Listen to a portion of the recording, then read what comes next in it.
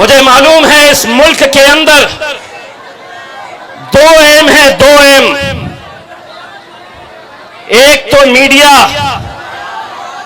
और दूसरा वहां पे जाकर जो झूठ पे झूठ, झूठ पे झूठ, झूठ पे झूठ।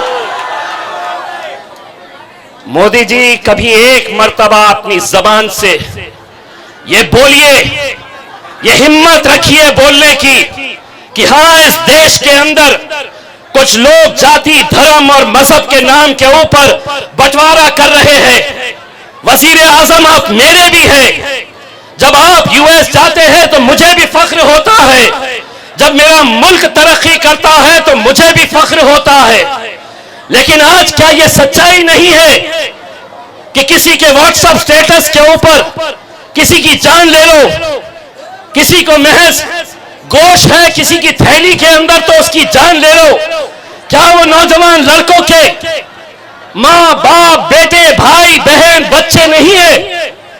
और हम सिर्फ मुसलमानों की बात नहीं कर रहे, इस मुल्क के अंदर जहां जहां पर भी जिस किसी जाति, धर्म और मजहब के नौजवानों पर अगर जुल्म और सितम होगा, कोई खड़े रहे ना खड़े रहे, मेरा कायद बैरिस्टर असदुद्दीन तुम्हारे लिए आवाज उठाता रहेगा।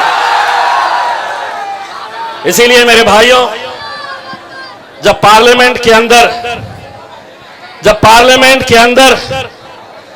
जब हम जाते हैं तो बैरिस्टर असदुद्दीन अवैसी साहब पहले अकेले हुआ करते थे, अब अल्हम्दुलिल्लाह अकेले नहीं है। अब इम्तियाज जलील उनका भाई और तुम्हारा भाई भी वहां पर जाकर बैठता है। अरे बनना है, कुछ करना है तो ऐसा बनो मेरे कायद के जैसा कि पार्लियामेंट के अंदर जब असद भाई की तकरीर होने की रहती है, हम तो सिर्फ 2 हैं, वो 300 है, तो वो मेरे पास आते हैं और पूछते हैं आज बोलेंगे क्या? मैं कहता हूं हाँ बोलेंगे। आज क्या बोलेंगे? मैं बोला आज फिर से तुम्हारी बजाएंगे। मेरे भाई, आज जिस दौर से हम गुजर रहे हैं, मैं तमाम नौजवानों से यह अपील करना चाहूंगा कि एक ऐसे मुश्किल दौर से हम गुजर रहे हैं जहां पर एक तरफ हुकूमत है, जहां पर एक तरफ सरकारें हैं, जहां पर एक तरफ पुलिस वाले हैं, जहां पर एक तरफ मीडिया वाले हैं। तुम्हारा अपना कोई नहीं है। इसीलिए आज ये हम सब की जिम्मेदारी होती है, अगर इस मुल्क के अंदर कौमी एकजहती बरकरार रखनी है, अगर इस मुल्क के अंदर अगर भाईचारगी अगर जिंदा रखनी है, वो तहजीब, वो हमारी संस्कृति जो पिछले 75 सालों से हमने जिसे समेट कर रखा है, आज महज क्या वजह है कि अचानक नए नए मुद्दे सामने आ जाते हैं।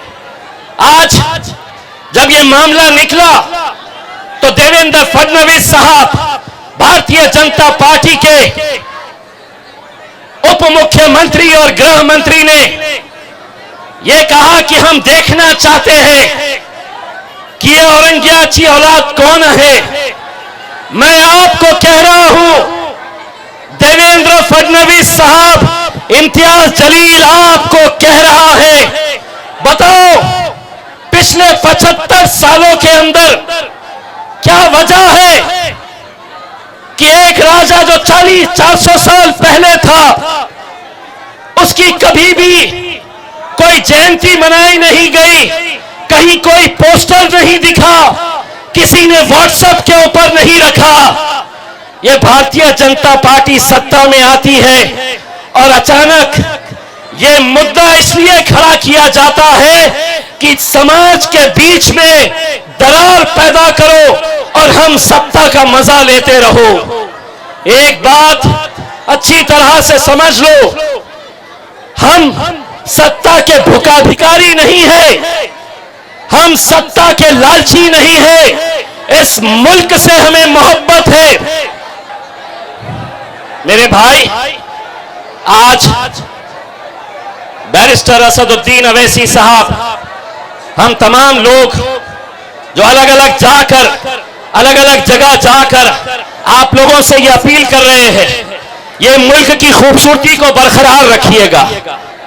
मुझे मालूम है कि बहुत सारी साजिशें हो रही हैं, और वो साजिशें इसलिए हो रही है कि भारतीय जनता पार्टी चाहती है कि इस मुल्क के अंदर लाशें बिक जाए चलेगा, लेकिन हमारी सत्ता आनी चाहिए। लेकिन मैं यहाँ के हिंदू और मुसलमानों की तरफ से ये कहता हूं कि मोदी जी, जो ऊपर जाता है उसे नीचे आना होता है, और 2024 के अंदर इंशाअल्लाह तुम भी नीचे आओगे,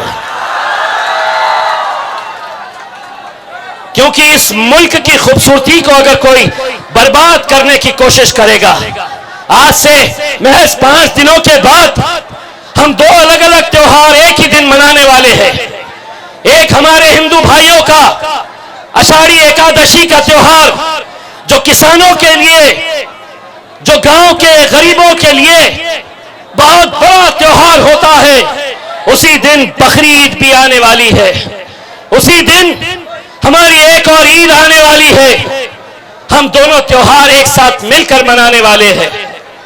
हमारी यह जिम्मेदारी है, हम यह हद करें कि अगर ये त्योहार एक साथ मिलकर आएंगे, अमरावती की आवाम हमें यह वादा करे कि जितने हिंदू मुसलमान जितने त्योहार एक साथ मिलकर आएंगे, हम एक साथ मिलकर मनाएंगे और पूरे जोश के साथ मनाएंगे।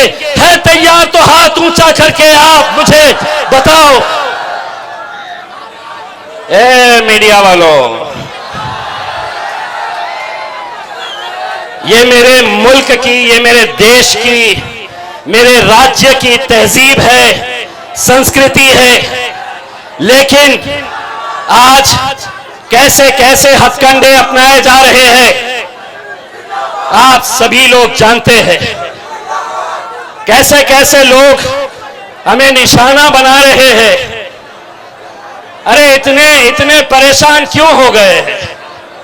कितने परेशानी की क्या बात है? 550 का ऐवान है, 550 का पार्लियामेंट है, हम तो सिर्फ 2 ही है ना। हम 2 है। बताओ, जब हम पहली मर्तबा जब हम गए थे तो लोग कहते थे, तमाम कांग्रेसी लोग कहते थे, राष्ट्रवादी वाले कहते थे, ये जो बैरिस्टर असदुद्दीन अवैसी है हैदराबाद के एमपी, ये जिंदगी भर अकेला रहेगा, एक ही एमपी रहेगा। अल्हम्दुलिल्लाह आप लोगों की दुआएं थी, अब एक नहीं, एक के 2 हो गए हैं, आगे 2 के 4 हो गए।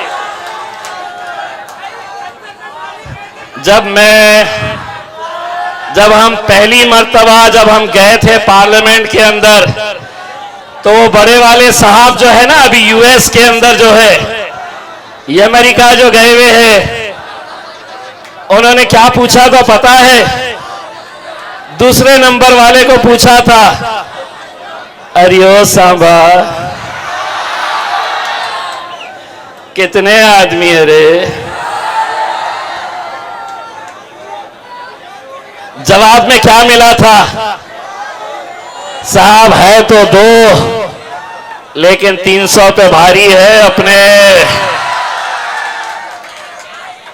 आज मेरे भाइयों, आप लोगों से सिर्फ इतनी इल्तिजा करना चाहूंगा कि आज कश्मीर से कन्याकुमारी तक आज जो हाल है अलग अलग, और उसके बावजूद भी अगर वजीर आजम अगर ये कहते हैं कि इस मुल्क के अंदर डिस्क्रिमिनेशन नहीं हो रहा है, तो सुनिए, आज उत्तर प्रदेश के अंदर महज एक मौलाना को इस वजह से गिरफ्तार किया गया, एक मौलाना को इस वजह से गिरफ्तार किया गया कि उनके कोचिंग इंस्टीट्यूट के अंदर, उनके खुद के कोचिंग इंस्टीट्यूट के अंदर वो नमाज पढ़ा रहे थे, वो नमाज पढ़ रहे थे, तो उन्हें गिरफ्तार कर लिया गया।